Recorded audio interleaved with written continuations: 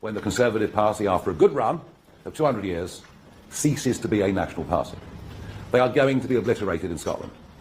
They are going to barely exist in Wales. And if you look at where the local councils are taking place, the counties that will now go ahead are all Conservative held.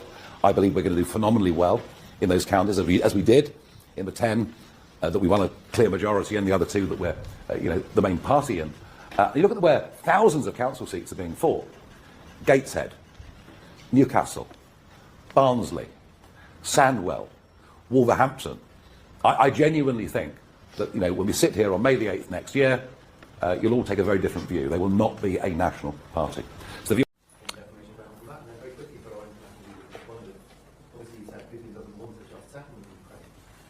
Will you be advising your friend, the President of the United States, to do everything we can to help Ukraine win the battlefield now change? Well, that's a big question. In terms of legal action, there's one legal action I wasn't necessarily going to say this, but you teased it out of me. You say and so.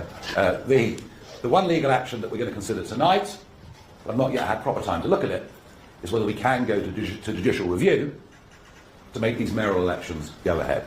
That is something I'll be looking at tonight, and I can't really give you a firm opinion on it now, only to say that we have talked to our lawyers briefly before we came in this room, and we're considering that. When it comes to generally fighting libel actions, defamation actions, I have fought them in the past. I've never lost one. I haven't fought very many, but my experience is they take up a huge amount of your emotional capital, your financial capital.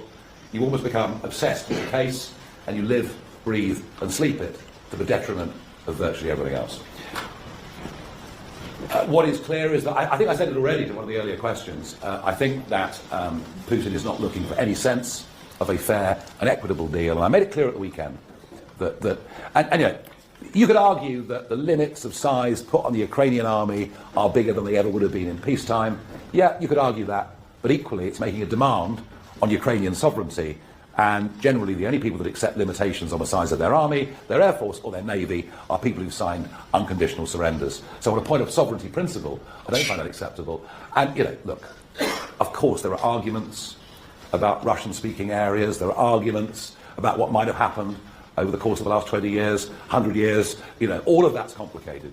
But I don't think that Zelensky, and who knows how long he's going to last, because we've always known that Ukraine is one of the most corrupt countries in the world, but he's shown personal bravery. How can Zelensky give up territory that they've lost tens of thousands of lives defending? So the deal as it is at the moment doesn't work and can't stand. But look, can I be clear? That is not an anti-Trump comment. I admire